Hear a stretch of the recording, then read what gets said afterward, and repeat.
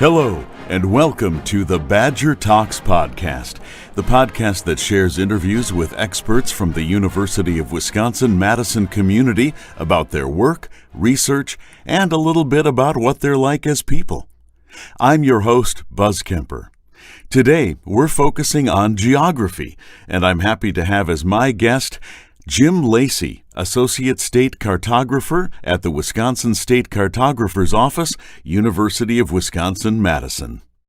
Jim, thank you so much for doing this. First of all, this is a topic that is of interest to me, and I think it's going to turn out to be of interest to people who don't think it's of interest to them once we get into it, because there are a lot of legs to this this whole mapping thing. But the first thing I want to ask you is just about your path.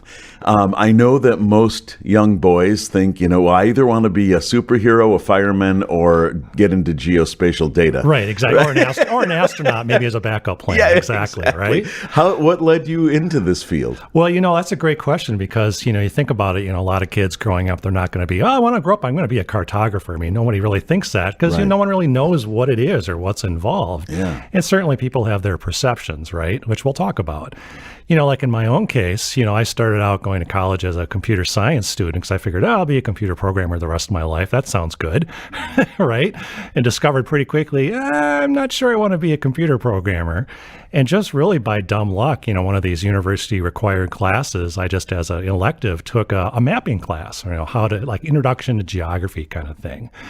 And I took that class and thought, wow, this is really cool. And I had a background and, art and things like that. Thought, there's maybe something here, but I still really love technology. So I went and talked to one of the professors and said, hey, I'm really interested in this map stuff. Is there anything that blends technology and maps in some way? And just you could see the light bulb go up over his head like, oh, I've got hooked one. This is great.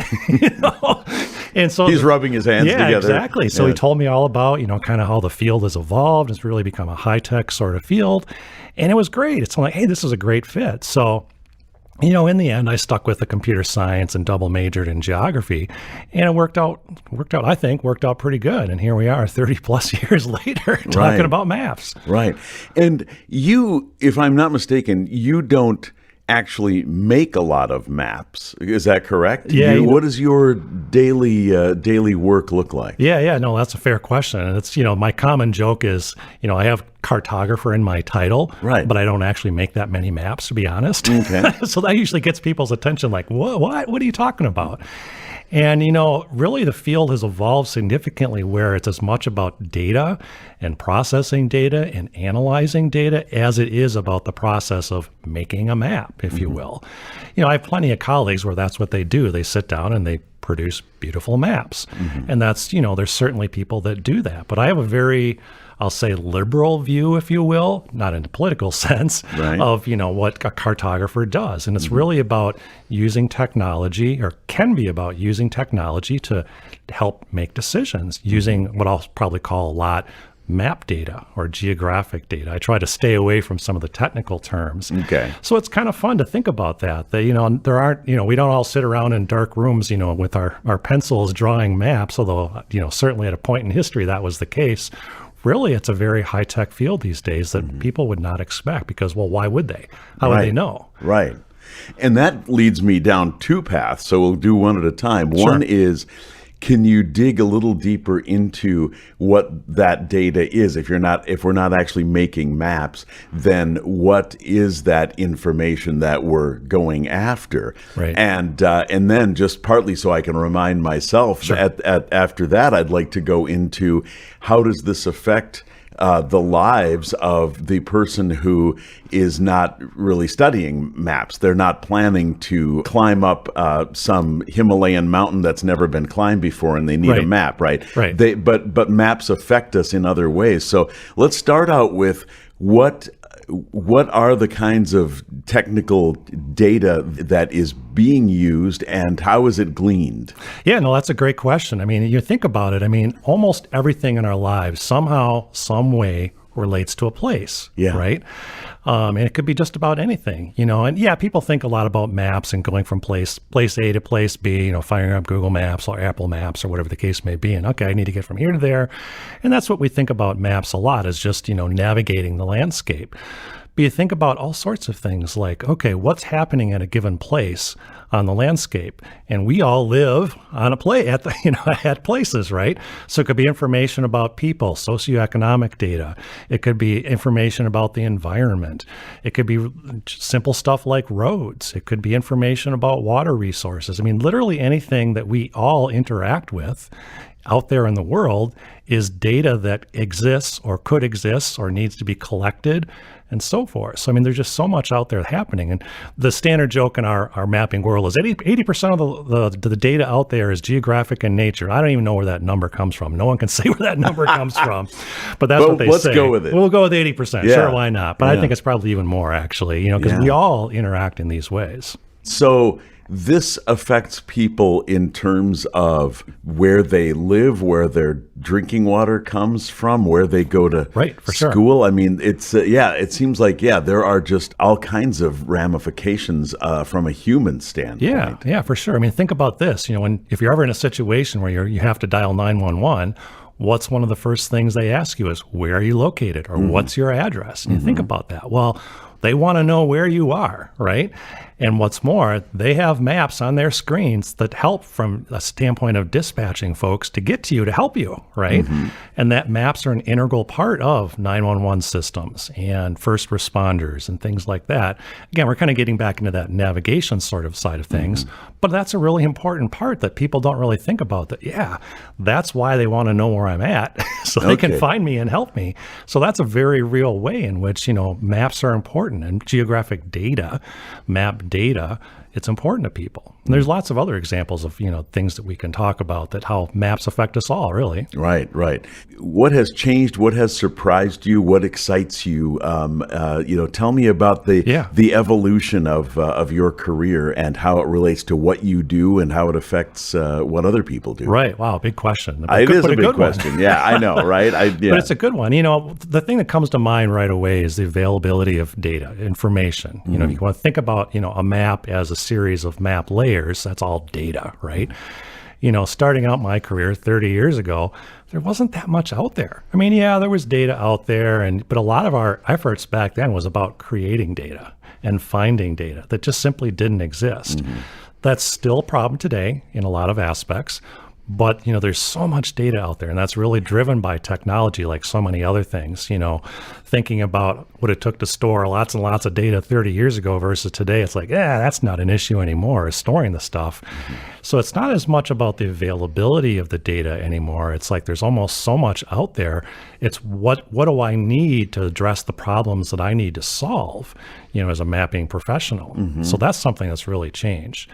Things like GPS that everyone out there is probably familiar with. I mean, that's really, I think, been a game changer that we remind ourselves that, 30 plus years ago, that didn't really exist, at least not for the average person on the street, right? We all carry around expensive devices in our pockets that can tell us with a reasonable high degree of accuracy about where we are in the world. So think about that. That's really been another big driver, is just these services that are all what I would say are location enabled, whether it's a map or just simply interacting with the world around you. So that's been another, I think, really big game changer. And like I said, just the general evolution of technology has just enabled so many different things. So that's been another one. The big companies like Apple and Google, they've been in the mapping game for quite a number of years now. And I think that's really raised the bar in a lot of different things. And, it's pointed out that, hey, people really use these tools. And I think it's really been beneficial for the general public to understand and see right on their phone, okay, hey, I can understand where I am in the world. Heck, I didn't see an aerial photograph until I was in college. Now any kindergartner can basically look online and, look at things that are happening out in the world and on a map or an aerial photograph. That's really cool, I think, from a lot of different aspects. Yeah. Oh, yeah. When I drive, I mean, I'm old enough that, I used to be the guy driving, holding onto the steering wheel that had an unfolded map over it. And I'd be like, I think I'm supposed to turn left up here. I mean, yeah, GPS has saved me in many ways. Is there any interaction or any relationship between what you folks do at the UW and in an academic environment and what Apple and Google and these other private for-profit companies are doing. Is there any kind of relationship there at all? And if so, what is it? Yeah. No. Okay, that was quick. I mean, that's the honest answer, quite frankly. Okay. But one thing that is interesting, a lot of the data that we were talking about earlier is actually produced by government organizations, government agencies. Right. So there tends not to be a great deal of, we'll call it cooperation between, these big commercial outfits, because they can kind of do what they need to do. And, they're advertising companies. If we're talking about Google, fundamentally, although we all use their services, but in a lot of ways, we're the product, right? Mm-hmm. Right. So in that sense, no, not a lot of crossover. They can go out and collect their own data, do their own thing. They don't really need to work with anybody else. So that's not a lot of crossover in that way. Where does the geography department or cartographers that you work with and with whom you interact, where does their direction come from? How does someone know we should be studying this right now, or we should put this aside and study this other thing? Are there priorities? How does all that work? That's just something I'm curious about. Yeah, I mean, from a research standpoint, and again, this is not really our particular area of expertise, but a lot of it's driven by what's happening out in the world and observing what's happening out in the world and making decisions about emphasizing this particular problem or that particular problem. And that, of course, all gets wrapped up ultimately into the teaching. So, I mean, folks in the university are very much aware of what's happening out in the world and directing their research efforts towards these societal problems in a very big picture sense here. And, in geography, that's no different. Or where I work, working with maps, that's no different. We're being responsive to these issues that are happening out in the world and doing our, little small part to try to address these concerns that are out there. So that's a great question. What would the priorities be right now? What kind of things are being worked on now? Right now, some of my colleagues and I are working a great deal on getting information out there that helps with historical research. So, for example, one project we have right now that I think is a lot of fun and also really useful is making historic aerial photography available to the world. So we have a website a person can go out there and find. You'll put it in your links at the bottom of the podcast, right? Yeah, right. Yeah, okay, cool. Where a person can go out and find 1930s era aerial photography and download that for free and do what they want to do with it. And we're trying to make additional, what we call vintages or eras of this photography available into the 40s, 50s, 60s, 70s, 80s, and so on. And there's a lot of uses that a person might not expect. Lawyers like to look at historic aerial photography to understand, maybe property boundary disputes. Environmental studies want to see how things have changed over time, and an aerial photograph is a great way to do that. Right. See how fast the glacier is disappearing. Yeah, exactly. So something that a few of my colleagues and I are working on right now is exposing, if you will, more of that information to the general public. Right now, one of my colleagues manages a collection of a couple 100,000 print photographs in her collection at the Robinson Map Library on campus. And it's trying to get that out of file cabinets and get it out to the world so anybody can see it and download it and look at it for free. Now, it's going to take us some time to get there, of course, over the course of years. But I think that's a really important effort that we're working on right now. And there's many other efforts that we're working on. Another big project we've got is assembling a statewide parcel map. So what that means is basically taking land ownership information from all 72 counties, assembling that into one seamless data set. You can think of it as a map, but it's really about the data and making that available for folks out there to use and understand, what's happening across the state in terms of land valuation, who owns what, and things like that. So that's another really important effort that we're working on with folks from the Department of Administration with. And so that's a big one as well. And there's many other projects we're working on, but those are a couple of hot ones right now for sure. Yeah, I mean, it's great. Cartography and geography just affects everything. And I think that's what we're learning the more I talk to you. This is terrific. Is there anything that you would like to talk about for which I maybe didn't ask the right question? You're asking perfect questions. Oh. Well, I think, and logically so, why would folks know this? But there's been a ton of activity happening at UW-Madison, specifically in these areas, very broadly speaking with regard to maps, geographic data, mapping, that kind of thing. So, for example, at the Space Science and Engineering Center, those folks, make their careers, collecting and managing and understanding weather and climate data, amongst many different things. And guess what? That's all about maps and geographic data. So they do a lot of important work in this area. I have colleagues at what's called the Applied Population Lab on campus, where they're doing work with school enrollment projections. And that's really important for school districts out there to understand, okay, how is our district, growing or shrinking over time? So that's also really important work that's happening at UW-Madison. I've got many colleagues in geography. We have, as I mentioned before, the Robinson Map Library, which is open to the public. It's an archive, if you will, of hundreds of thousands of maps that anyone from the public can come in and take a look at. We've got the History of Cartography project, little did anyone know, where they're looking at, how has the field of cartography evolved over literally thousands of years. Mm-hmm. And they've been working on this for, I think it's like 30 years now, to document the history and just talk about how the world of mapping has changed. And it's amazing. Who knew, right? Right. Happening right at UW-Madison. Yeah. We've got the Cartography lab on campus in geography specifically, where students can learn about, how to be a cartographer, how to deal with these data sets, and how to, help people be successful in the future. So it's a real world experience for them. And for me at the State Cartographer's Office, we do a lot of that kind of work as well. We hire students and give them real world internship experience. So we're helping, although I'm not a professor, I don't teach in the classroom, we have a very important connection, those of us that are not necessarily in the classroom every day, to help students be successful in their future careers. And the list goes on. I have colleagues at the Wisconsin Geological and Natural History Survey, for example, where they use maps and map data to understand geology, groundwater, related issues, mineral extraction. Again, the list goes on and on. That's very important work that they do. And, Buzz, one of the things that I think is really cool about working at the university is there's such diversity in terms of the subject matter experts. I'm walking around campus, going from meeting to meeting, whatever the case might be. It's like, wow, I had no idea that was happening there. And I meet people just in various things. And I had no idea that's happening on campus. And I'm a university employee, so just learning about that kind of stuff. Yeah, it touches so many people. I mean, everybody really in some way, and so that's great. Well, this is why I was really looking forward to this conversation, because this whole podcast series is making me smarter, which is a great thing. I hope the listeners feel the same way. And I just want to touch on a personal thing. You're obviously a bicyclist.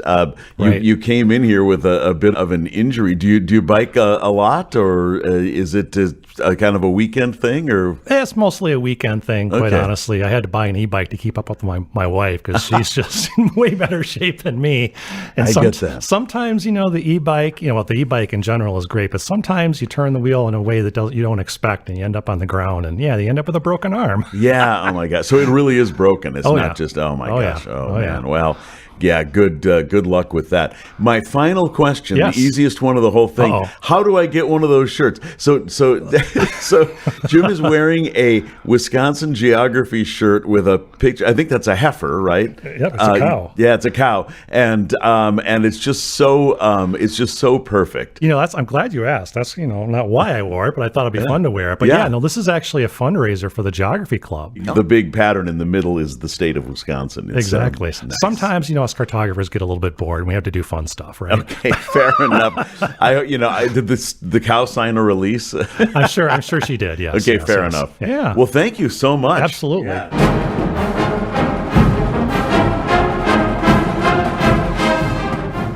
You've been listening to the Badger Talks podcast. I hope you enjoyed the conversation.